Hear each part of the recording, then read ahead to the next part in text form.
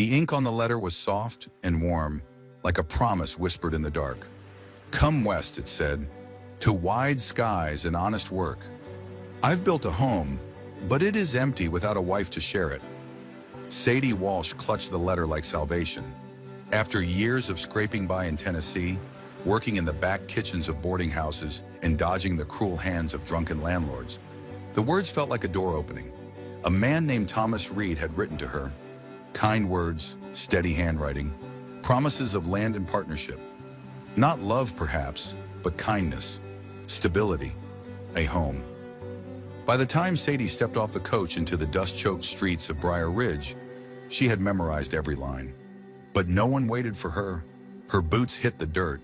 The stagecoach driver didn't linger, tipping his hat as he pulled away, leaving Sadie clutching her satchel and hope both tight in her fingers. That's when the two men approached. "Sadie Walsh?" the taller one asked. His smile was thin, sharp as broken glass. "Yes," she answered, forcing her nerves down. "Thomas Reed sent us," he said smoothly. "He took ill last month.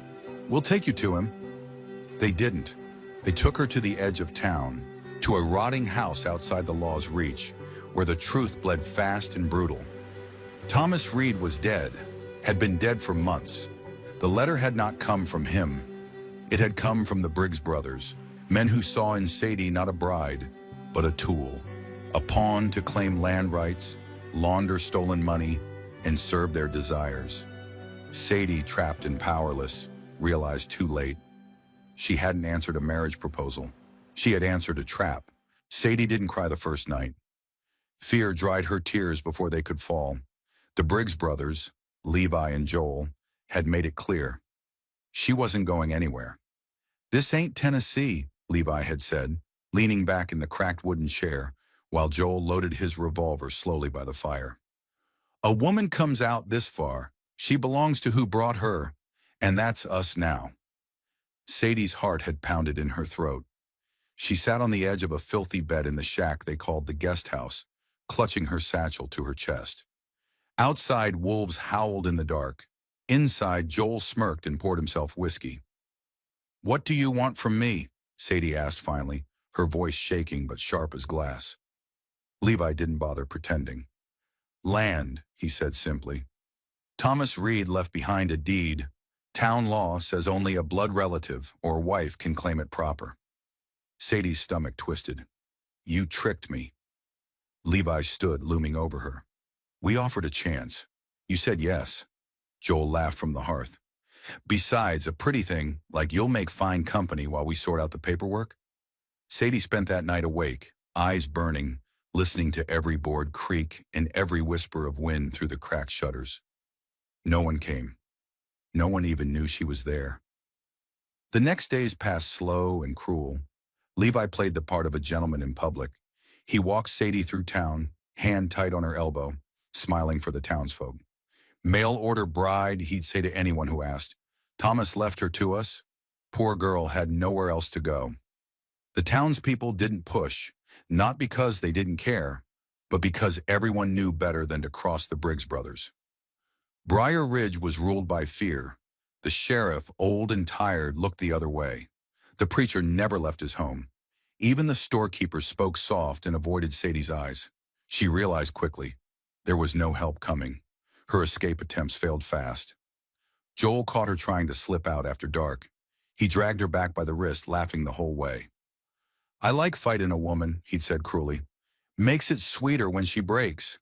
Sadie stopped fighting, at least where they could see. Instead, she waited. She listened. She learned. Late at night, through thin walls and drunken boasts, she heard things. The Briggs brothers were planning something bigger, a deal with bandits across the state line, smuggling weapons, cattle, and worse. Sadie knew then, she wasn't just a pawn for land. She was leverage, insurance, disposable. By the time summer turned dry and mean, she was desperate enough to take the biggest risk yet. On a rare supply trip into town, Joel leading her by the arm like a prize, Sadie slipped away inside the dusty confines of the trading post. Behind the counter stood a man she had seen before, but never dared approach. Nathan Cole. Tall, silent, rough around the edges. A former bounty hunter, folks whispered. Killed men in 5 states. Lived alone on the ridge now, shunned by polite company. But in that moment, Sadie didn't care about rumors. Please, she whispered, clutching his sleeve when Joel's back turned. Please help me. Nathan didn't flinch. His cold gray eyes met hers, measuring and distant. I don't get involved, he said flatly. But Sadie didn't let go. Tears threatened, but she held them back. She spoke fast and low, about the Briggs brothers, about the fake letters, about the threats. I'll be dead before winter, she whispered desperately. For a long second, Nathan only stared. Then Joel called her name sharply from outside. Without a word, Nathan pulled free and stepped away, returning to stocking shelves. Sadie's heart shattered. As she left with Joel's fingers digging into her arm, she thought, that was it. No one will save me. But what Sadie didn't know was that Nathan Cole watched them leave, and behind his still, emotionless face, old instincts were stirring. Nathan Cole had spent years teaching himself how not to care. Once, he had been something. A hunter of men. A lawman when it suited him, a mercenary when it didn't. He'd worn badges in some towns, broken them in others. He had bled and killed under hot suns and cold moons alike. And then he'd lost everything. The woman he'd married had died carrying their son. He'd buried them on a lonely hill, sold his horse, burned his wanted posters, and walked west until his boots gave out. In Briar Ridge, no one asked questions, and he gave no answers. Nathan built his life on silence and routine, chopping wood, fishing, hunting enough to survive and little more. But Sadie Walsh's voice, small and desperate, haunted him. That night, he sat on his porch long after the moon rose. The prairie whispered like ghosts, dry grass sighing under the summer wind. His whiskey tasted bitter. His hand tightened unconsciously around the glass. He saw her eyes every time he blinked. Wide, frightened, but not begging. No, she hadn't begged. She'd fought, even in fear. That was what stayed with him. She'll be dead by winter, she had said. Nathan knew the Briggs brothers well enough, not from drink or cards. He didn't bother with town folks, but from the way they moved. Men like that didn't keep what they couldn't own. Sadie wasn't a bride to them. She was a problem with soft skin and land rights attached. By dawn, Nathan had already saddled his horse. Sadie, meanwhile, woke to new horrors. The house stank of sour whiskey and gun oil. Levi was gone, off handling the cattle sale, Joel said. That left Joel in charge. Sadie had learned his patterns. He was worse when Levi was away, meaner, bolder. That morning he made his intentions clear. No more pretending, sweetheart, Joel had said, leaning in too close. Time we started acting like husband and wife. Sadie's stomach churned. She retreated, but there was nowhere left to run inside those 4 walls. Joel grabbed her wrist hard enough to leave bruises. She struggled, but he only laughed, shoving her against the kitchen table. And then, bang! The door flew open with a force that cracked the wood. Joel spun, gun half raised, but it was too late. Nathan Cole stood there, rifle steady, eyes dead cold. Let her go, Nathan said, voice low as gravel. Joel barked a laugh. You don't want this, Cole. Ain't your business. Nathan stepped forward, slow and deliberate. It is now. Joel wasn't used to being challenged. His face twisted with rage and uncertainty. He sneered, but his hand faltered on the pistol. You kill me. My brother will... Nathan didn't let him finish. The rifle roared. Joel dropped like a sack of grain, his gun clattering uselessly to the floor. Blood pooled across the crooked floorboards. Sadie stood frozen, her back still against the table. Nathan lowered his rifle. His face didn't change, didn't soften. You coming or staying? He asked simply. Sadie could barely think. Her pulse thundered in her ears. Joel's blood was spreading toward her boots. But the question was simple. Stay and wait for Levi to return, or follow this hard, quiet man into the unknown. She grabbed her satchel without hesitation. Let's go, she said, voice shaking but sure. Nathan nodded once, like a man who had already made peace with everything to come. They left the house without looking back. Outside, the sky was beginning to darken. Clouds gathered over the ridge as if the land itself held its breath. Sadie rode behind Nathan in silence, clutching her bag tight, her mind spinning. Joel Briggs was dead. Levi would come, and he would bring hell. Nathan rode steady, never speaking until they reached his cabin, a small, weathered place tucked into the trees like a secret.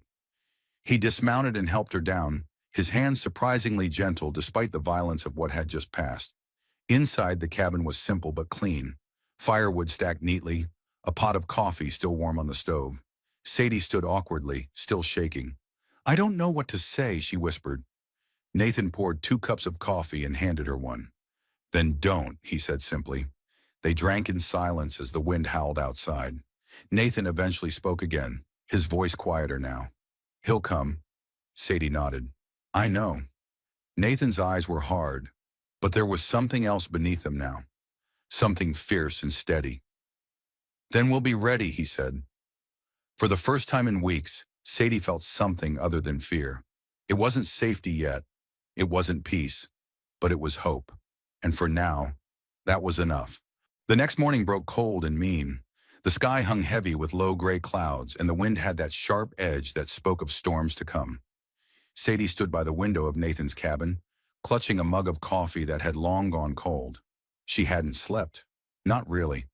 Every crack of wood, every gust of wind sounded like hooves, like Levi Briggs coming to claim blood. Nathan sat at the table, cleaning his rifle with a calm that bordered on unnerving. Sadie couldn't take the silence anymore. "How can you be so sure he's coming?" she asked. Nathan didn't look up. His hands kept moving. Precise, efficient. "Because if it were my brother, I'd already be on the road." Sadie swallowed. There was no comfort in that answer, but it was honest. "What happens when he gets here?" she asked softly. Nathan did look up then. His eyes were like winter steel, cold, sharp, unyielding. "We end it." Those words settled over the room like a weight. Sadie hugged herself, feeling smaller than she had in years. "I never wanted this," she whispered. Nathan's voice, when it came, wasn't cruel, but it wasn't soft either. "Neither did I," he said, "but wanting doesn't change what is." Sadie turned away, blinking back tears. They spent the rest of the day preparing. Nathan showed her how to load a rifle, how to steady her hands and breathe through the pull of the trigger. "Not to kill," he said firmly. "To stop." Sadie didn't know if she believed that, but she listened. She learned. They boarded up the windows, reinforced the door, set up lanterns and placed loaded weapons within easy reach. The cabin, which had once felt like a quiet retreat from the world, now felt like a fortress. By dusk, they sat together at the table, eating quietly. Neither spoke of what was coming. The fire cracked softly. The wind moaned low. Sadie found herself watching Nathan in the flickering light. His face, so hard and unreadable when they first met, seemed different now. Tired, worn, human. "Why did you come for me?" she asked suddenly, the question slipping out before she could stop it. Nathan didn't answer right away. He leaned back in his chair, staring into the fire. "Didn't plan to," he admitted. Sadie waited, sensing there was more. "Spent years keeping out of other folks' business," Nathan continued. "Didn't help, didn't hurt, just stayed quiet."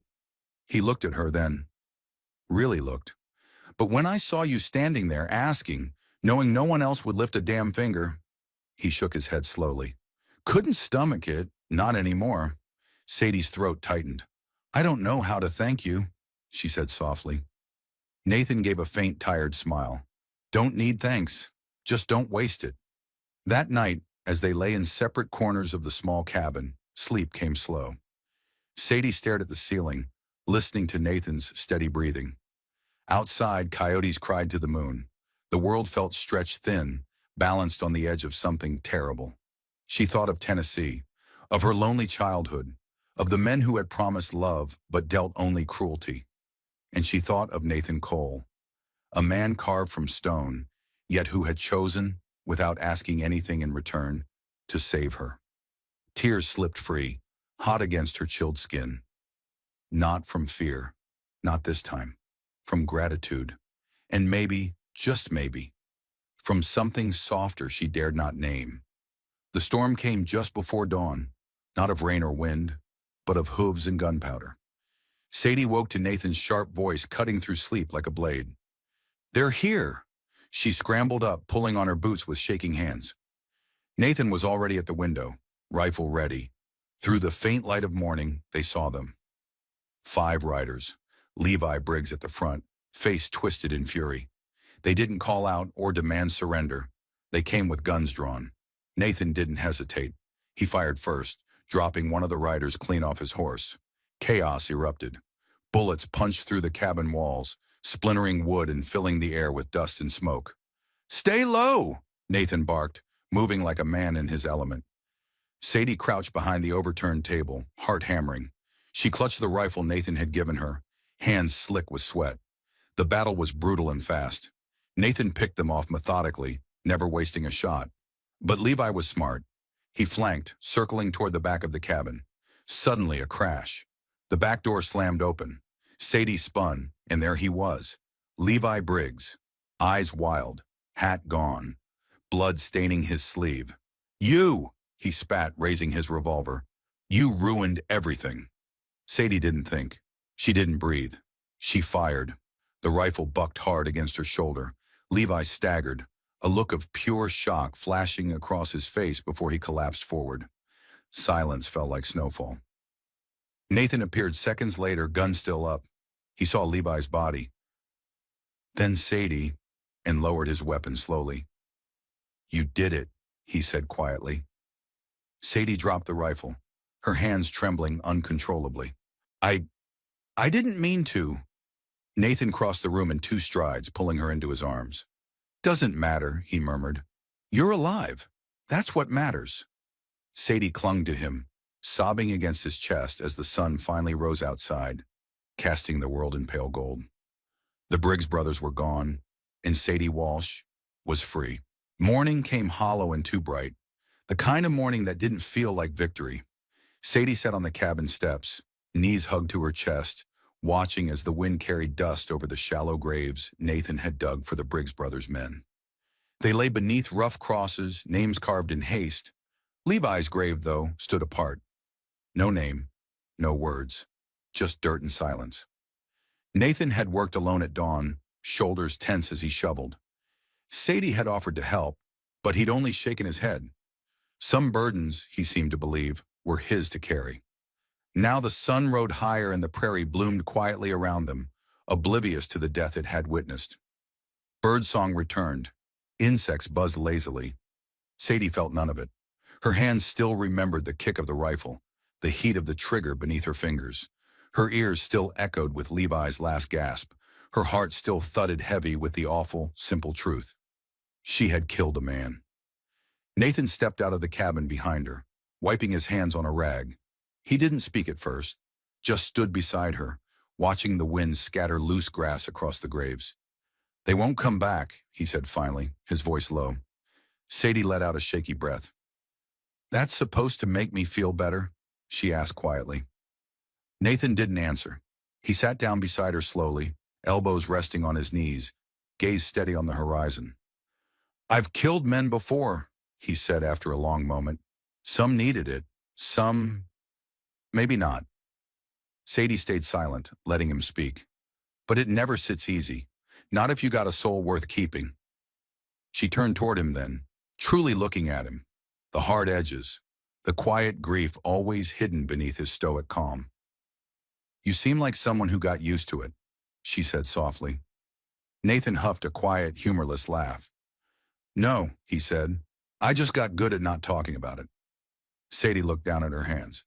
"I don't know what this makes me now." Nathan leaned forward, meeting her eyes. "It makes you alive," he said firmly. "And him gone. That's all it needs to be." Sadie bit her lip, tears burning in her eyes. "I never wanted to kill anyone." "I know," Nathan said simply. For a while they sat there in the quiet, the weight of the moment pressing between them like something heavy and fragile. And then, slowly, Sadie leaned into his shoulder. Nathan stiffened, surprised, but didn't pull away. His arm came up, hesitant, then settled around her back.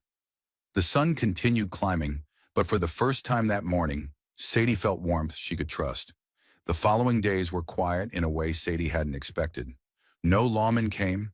No townsfolk arrived with questions. Briar Ridge, it seemed, was eager to forget the Briggs brothers ever ruled its streets. Sadie stayed in Nathan's cabin, at first because there was nowhere else to go, but by the end of the week it was for other reasons. She swept the floor, cooked what little they had, tended to Nathan's wound from the gunfight, a graze along his side. Nathan didn't say much about it. He never did. But when Sadie pressed a cool cloth to his skin, he didn't flinch or move away. Instead, his eyes held hers, steady, searching. "You don't have to stay," he said quietly one evening, breaking their usual pattern of silence. Sadie paused. The stew in the pot bubbled softly between them. "I know," she said. Nathan's hand curled loosely around his tin cup. "You've done enough," he continued, voice low. "Could head east. Start new." Sadie set down her spoon carefully. "I've started new too many times already," she said, her voice barely above a whisper. Nathan frowned slightly. She met his eyes, steady and unflinching now. "I'm tired of running, Nathan," she said softly. "Tired of being whatever someone else needs me to be. Tired of doors closing every time I start hoping again." Nathan's eyes softened, though his face barely changed. "This place isn't much," he said after a long pause. Sadie smiled faintly. "It's the first place no one told me I didn't belong." Silence again, but this time it was warm. Nathan reached across the table slowly, his calloused fingers brushing hers. Not possessive, not demanding, just a quiet offer. Sadie didn't pull away. The world outside remained uncertain, full of whispers and wandering dangers. But here, inside these rough walls and under this patched roof, something new bloomed. Not passion yet, not declarations, just the fragile, precious beginning of trust. The calm didn't last. Sadie should have known better. Peace, she had learned, was always temporary in places like this, where men carved power from violence and promises blew away like dust. It came 3 weeks later, on a windless afternoon. Nathan was in the woods checking traps. Sadie was hanging freshly washed linens on the line, humming a quiet tune she barely remembered from childhood. That's when the sound reached her. Hoofbeats, not frantic, not wild, controlled, purposeful. She froze, clothespin halfway to her lips. The riders came into view moments later. 5 of them, dressed too clean, riding too straight. Not ranchers, not locals, outlaws. Sadie knew the type. They carried themselves like men used to taking what wasn't offered. One broke from the pack and rode forward, stopping just shy of the cabin's gate. He was younger than she expected, sharp-eyed, sharp-jawed. His jacket bore the faded red patch of the Silver Hollow Riders, a gang Sadie had only ever heard whispered about. "Morning, ma'am," he said, polite but oily.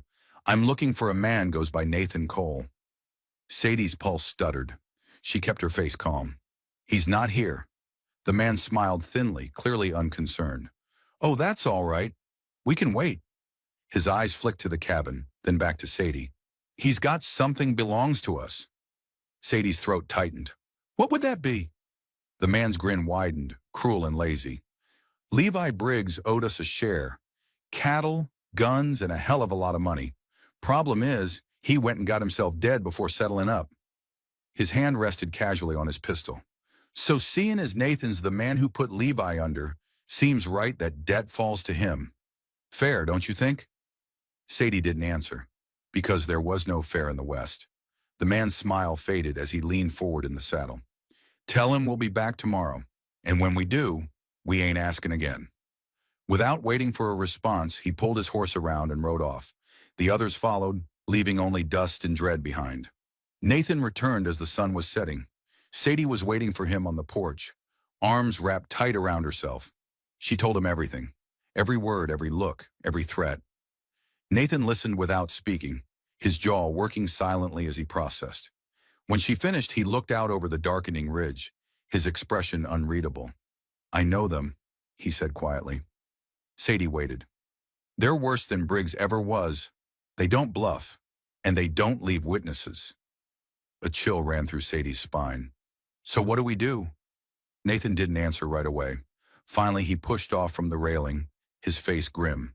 We fight. Sadie's stomach twisted. There's 5 of them, Nathan. Maybe more. You can't win a war alone. I don't plan to, he said, and for the first time Sadie saw a flicker of something in his eyes. Not fear, not bravado, resolve. Tomorrow morning you're riding into town, he continued. Sadie blinked. Town? Why? Because while I hold them here, he said, loading shells into his rifle with methodical precision, you're gonna bring back the only thing they fear more than bullets. Sadie's heart pounded. What's that? Nathan gave her a hard, small smile. The law. Sadie stared. The sheriff's afraid of them. The town's afraid of them. Not the town, Nathan corrected. The judge. County's been waiting for a reason to clean this place up for years. Briggs kept him paid off and scared, but he's gone now. You ride hard and fast. You'll get there by midday. Sadie hesitated. She hated the idea of leaving him alone, but Nathan was already moving, preparing the cabin, boarding windows, setting traps like a man who had lived too long ready for death. You trust me? He asked quietly, his back to her. Sadie swallowed hard. With everything, she said. He turned then, and for the first time, let his mask slip. In his eyes she saw it, the same fear, the same hope. Nathan crossed the room in 2 strides and took her face gently in his rough hands. If I don't see you again, you will, Sadie cut him off fiercely. Tears burned in her eyes, but she didn't let them fall. I'm not losing you, Nathan. His lips pressed to her forehead. Not desperate, not passionate, but steady, a promise. You better ride like hell, he said softly. Sadie nodded, her heart breaking and stealing all at once. By dawn she was gone, her figure vanishing into the pale light, leaving Nathan alone with his loaded rifles and the ghosts of every man he'd ever killed. Morning broke sharp and silver. Nathan Cole stood alone at the edge of his land, rifle resting across his arms, eyes fixed on the thin line of dust rising in the distance. They were coming. The Silver Hollow Riders rode casual, easy. Predators who knew their prey had nowhere to run. Nathan had seen their kind before. Hell, he had been their kind before. But not today. Today he was something different. Today he was the last wall between a band of killers and a woman who deserved more than the world ever gave her. As they approached, the leader, the sharp-eyed man from before, reined in and flashed a grin. Well now, he called, ain't this cozy? Just you, old man? Nathan didn't answer. The leader gestured lazily, his men fanning out, hands on pistols. Where's your girl? Run off. Smart of her. Nathan finally spoke, voice calm as a frozen river. She's smarter than any of you. The leader laughed, shaking his head. You ain't serious about fighting us alone, are you? Nathan chambered around slowly, deliberately.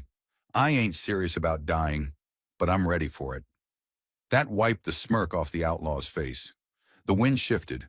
Somewhere a hawk cried high above. Time hung suspended. Then, everything erupted. Nathan's rifle cracked first, dropping the leftmost rider before his horse even had time to buck. The riders exploded into motion, guns barking, dust turning red as they stormed forward. Nathan moved like a man born to war. He fired, ducked, rolled to cover, and fired again. 2 more fell in seconds, but they were many and he was only one. A bullet grazed his shoulder. Another split the air beside his head. Nathan gritted his teeth, blood running hot down his side. He knew this wasn't about winning. It was about buying time. That time arrived in a roar. As Nathan ducked behind the water trough, reloading with shaking fingers, the riders suddenly hesitated. A distant rumble grew louder. Riders, dozens, but not Silver Hollow, not outlaws, lawmen, townsfolk. The county judge herself leading them, stern-faced atop a chestnut mare. And right at the front, her face flushed, hair wild from riding hard and fast, Sadie Walsh. She rode like fury itself. The Silver Hollow Riders faltered, realizing too late that the odds had turned. Drop your guns! The judge's voice cracked across the ridge like thunder. The outlaw leader spun toward Nathan in rage and desperation. You called them! You! Nathan didn't let him finish. His final shot was clean and unflinching. The leader dropped, and with him, the riders' resolve crumbled. They fled or surrendered as the law closed in, rifles raised. Within moments, the ridge fell silent, save for the shouts of deputies and the cries of horses. Nathan lowered his rifle slowly, his legs nearly giving way beneath him. Blood soaked his sleeve, his vision swam.